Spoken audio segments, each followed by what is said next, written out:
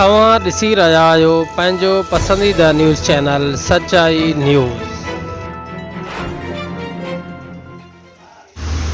नाज़रीन, मदई जी मां सां ख़बर शामिल कंदा हलूं त मदई जे मेमण महिला में वाक़ ऑक्सफोर्ड पब्लिक स्कूल मदई जी इंतज़ामिया वालदेन के बग़ैर कंहिं अॻुवाट नोटिस जारी करण जे स्कूल मुकम्मल बंदि करण जो ऐलान करे छॾियो।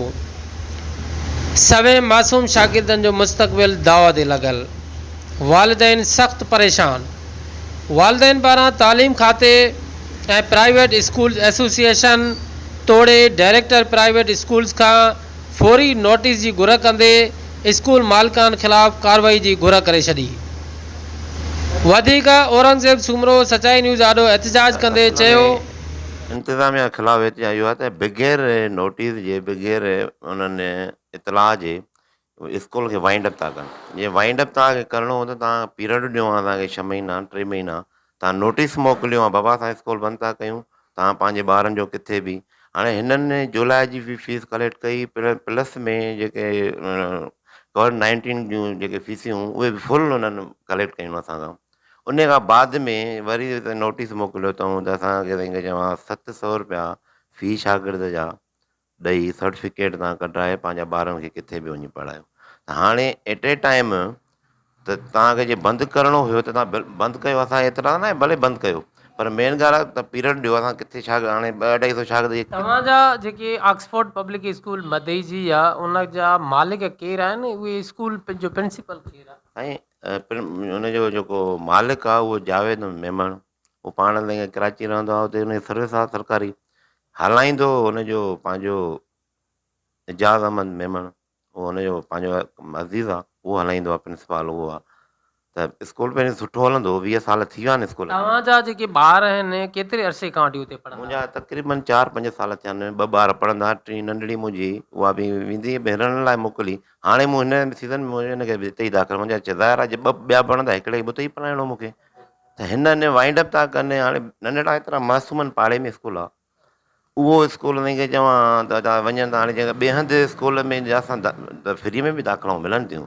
त जेको तव्हां साईं महिरबानी करे इहो ॿुधायो त जेके सालाना इम्तिहानात स्कूल जे तरफ़ां वरिता विया हुया त उहे कहिड़ी तारीख़ ते वरिता विया? उहे हाणे हिन जुलाई में ई वरिता विया आहिनि। 10 मतिलबु 12 ॾींहं मस्त गुज़रिया हूंदा, 8 ॾींहं जून या जुलाई में वरिता विया आहिनि स्कूल ॿारनि जा। अॼु जेको हफ़्तो या 10 ॾींहं पहिरियां इम्तिहान वरिता विया, त जेको इम्तिहाननि जो शेड्यूल मोकिलियो वेंदो आहे वालिदैन ॾे या इम्तिहानी फीस जो जेको लेटर जारी कयो वेंदो आहे, त उन्हनि में का उन्हनि जेको आहे उन सां गॾु को अटैच अहिड़े क़िस्म जो लेटर या का वज़ाहत कोन कई त इम्तिहान खां पोइ स्कूल वाइंड अप? न साईं, अहिड़ी का उन्हनि काई कोन असांखे नोटिस वग़ैरह अहिड़ी का कोन मोकिली। उन्हनि इहो नोटिस मोकिलियो, बाबा पंहिंजे ॿारनि जी फीस जमा करायो त असां एग्ज़ाम में विहारींदासीं, न त असां कोन। पोइ मुंहिंजी रहियल ई थोरी स्कूल बंदि आहे, पोइ मूं 6,000 हुयो, उतां 4,000 मूं हुननि खे ॾिना। वरी 9 तारीख़ ते मूं हुनखे 15 साढा 1500 रुपया जेका फीस जुलाई जी मूं हुननि खे ॾिनी। हालांकि जुलाई में बंदि था कनि, पोइ बि फीस वसूल था कनि। अच्छा, जुलाई जो महीनो जेको हो स्कूल बंदि करे चुका आहिनि, तॾहिं बि उनजी एडवांस में हिन जुलाई महीने जी बि अव्हां खां फीस? बिल्कुलु उहा वरिती अथऊं, मूं वटि रसीद पई आहे। ऐं मुंहिंजी बि आहे, मुंहिंजी भाइटी पढ़ंदी आहे, 4 ॿार तक़रीबन आहिनि असांजा, भाणेजी आहे। हाणे 1550 रुपया जुलाई जी फीस हीअ मूं हुननि खे ॾिनी आहे। उन खां हिननि नोटिस हाणे 9 तारीख़ ते मूं जमा कराए फीस, वरी नोटिस मोकिलियो अथऊं त असां हे बंदि था कयूं स्कूल। तव्हांखे जे चऊं बंदि कयो त घटि में घटि 3 महीना 2 महीना वालिदैन खे को टाइम त ॾियो। हाणे नवनि स्कूलनि में असां दाख़िल जो करायूं ॿार, नवनि स्कूलनि जूं फीसियूं, एडमिशन फीसियूं, प्लस में कोर्सिस जा फीस, हुननि जो ख़र्चो, प्लस में तंहिंखे चवनि ड्रेसिस अलॻि हर स्कूल जी उहा।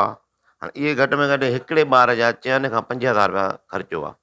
हाणे 4-5 हज़ार रुपया तंहिंखे चवां, हिकु ॿार जा 2 ॿार आहिनि, कंहिंखे 3 ॿार आहिनि, कंहिंखे 4 ॿार आहिनि। को अमीर आहे, को ग़रीब आहे। जेको ग़रीब आहे उहो वीचारो किथां अफोर्ड करे सघंदो, अमीर खे त हिन वक़्तु स्कूल बंदि थियण जे करे तव्हांखे कहिड़ी तकलीफ़ आहे? तकलीफ़ इहा त नंढड़ा ॿार असांजा दरपदर थी वेंदा। हिकु असां कोविड-19 असांखे तबाह, ॿारनि जी मुस्तक़बिल तबाह हुनजो करे छॾियो। वरी हिननि महीनो बि न थियो आहे स्कूल खोले, वरी हिन खां पोइ बंदि करे छॾियनि, त इहो हुननि जी नाइजाइज़ ई आहे। तव्हांजो मुतालबो छा आहे? मुतालबो इहो आहे त घटि में घटि स्कूल खे साल ॾेढ हलाइनि, उन खां पोइ आस्ते आस्ते भले वाइंड अप कनि, असांखे मसइलो न आहे, पर असांजा ॿार तंहिंखे फ़िलहालु असां वटि एतिरो आहे कोन जो असां हिकु हिकु ॿार जा 5-5, 6 हज़ार किथे बि वञी उहो करे असां उन्हनि जो कयूं। हे पाड़े में स्कूल नंढड़ा मासूम आहिनि, हूअं त खुलिया पिया आहिनि सरकारी स्कूल, पर उते तालीम कोन्हे का। तालीम हुजे त असां सरकारी में असां उहो पढ़ायूं। त इहे ॿुधण में आयो आहे कुझु बाख़बर ज़रियनि खां त इहो जेको स्कूल आहे इहो ज़िम करे रहिया आहिनि गैलेक्सी पब्लिक स्कूल तां, इहा छा ॻाल्हि आहे? साईं, गैलेक्सी पब्लिक स्कूल में ज़िम इहो बि ॿुधो आहे, मूंखे ॿुधायो, मतिलबु किथां ई ॿुधो आहे। गैलेक्सी पब्लिक स्कूल आहे नंढो स्कूल, में 4-5 कमरा आहिनि, उन्हनि जा पंहिंजा ई शागिर्द 200-250 आहिनि। 200-250 शागिर्द ज़ाहिर आहे हितां ॿियो, न त 100-150 ॿार हितां बि वेंदो। हितां उहे किथे मैनेज कंदा उन्हनि ॿारनि जी तंहिंखे चवां रूम किथां आणींदा, उन्हनि जी किथां तंहिंखे चवां उन्हनि खे विहारींदा, उन टीचर्स ईंदा, उन्हनि जो तंहिंखे फर्नीचर ईंदो, त उते तंहिंखे चवां नंढो स्कूल आहे, ज़ाहिर आहे उन में नंढे में त उबस थींदो, ॿार ताईं गर्मी लॻी पई आहे, त उते जिते 20-25 ॿार पढ़नि उते त 50 ॿार त कोन वेही सघंदा नी रूम में। अॼु तव्हां जेको आहे जेतोणीकि तव्हां शहरी आहियो, मदईजी जा हो, मदईजी नंढड़ो शहर आहे, त साईं जावेद मेमन साहब आहे या एजाज साहब आहे या उन गैलेक्सी स्कूल जो साईं नेक मोहम्मद साहब आहे, हितां जा मुअज़्ज़ज़ माण्हू आहिनि शहर जा, त उन्हनि सां तव्हां पर्सनली बि राब्तो करण जी कोशिशि कई आहे त एॾो सारो ज़ुल्म तव्हां जो कयो था पिया, त तव्हां वटि कहिड़ो जवाज़ आहे हिन ॻाल्हि? साईं, पर्सनल वञूं था उन्हनि जी ऑफिस आहे, उन्हनि जे वञूं था, असांखे दर ते बीहारियो वेंदो आहे।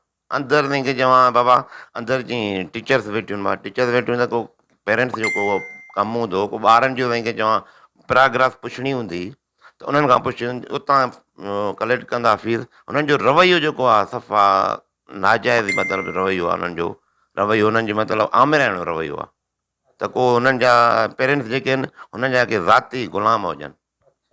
त जेको तव्हांजो हिन वक़्तु ख़्वाहिश जेका आहे त उहा जेकॾहिं स्कूल हो किन मजबूरियुनि सबबि नथा हलाए सघनि, त फर्दर उन्हनि जी त मजबूरी आहे त उहे स्कूल खे ज़िम कनि न। ज़िम साईं बिल्कुलु कनि, पर फ़िलहालु ज़िम कनि त ओतिरी उन्हनि खे तंहिंखे चवां उन में त कैपेसिटी आहे कोन जेको स्कूल में। बाक़ी अहिड़ो को मदईजीअ में शायदि को मुंहिंजी नज़र में हुजे को वॾो स्कूल जिते उते एतिरा शागिर्द मापनि, मुंहिंजी नज़र में त अहिड़ो को स्कूल कोन्हे। बाक़ी हाणे जीअं हिननि खे सेल करे छॾनि हा, इहा प्रॉपर्टी समेत कंहिं ॿिए खे ॾियनि हा, उहो स्कूल हले हा।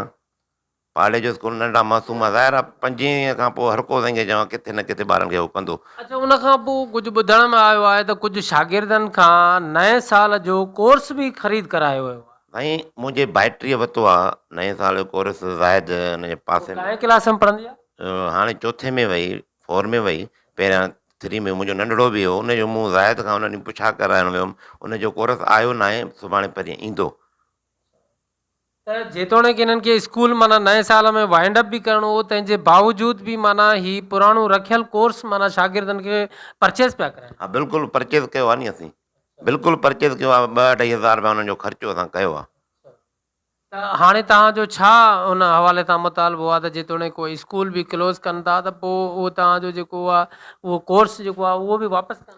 बिल्कुलु कोर्स बिल्कुलु वापसि, पर स्कूल वाइंड अप करणु त पहिरियों खपे ई कोन हिननि खे। हिते तंहिंखे चवां मुंहिंजो हिकिड़े जो मसइलो न आहे। जेकॾहिं स्कूल इंतिज़ामिया स्कूल जेको आहे नथी हलाए ऐं उहो तव्हांखे ईअं ई छॾे था ॾियनि, त तव्हां फर्दर छा क़दम खणणु घुरंदा? पोइ ज़ाहिर आख़िरी ऑप्शन असांजो कोर्ट आहे, पोइ कोर्ट वेंदासीं, पोइ जेको हलियो मूंसां पेरेंट्स उनजी मर्ज़ी, न हलियो अकेलो मां वेठो आहियां। मुंहिंजे ॿारनि जो मुस्तक़बिल तबाह थींदो, ज़ाहिर आहे मां रणंदुमि बि ऐं तंहिंखे चवां लुछंदुमि बि। खैर नाज़रीन, मज़ीद ख़बरें और अपडेट्स के लिए देखते रहिए सच्चाई न्यूज़। आप हमारी खबरें किसी भी वक्त यूट्यूब, ट्विटर और फेसबुक पेज पर सच्चाई न्यूज़ स्पेल है SACHAI स्पेस NEWS लिखने के बाद सर्च करके देख सकते हैं।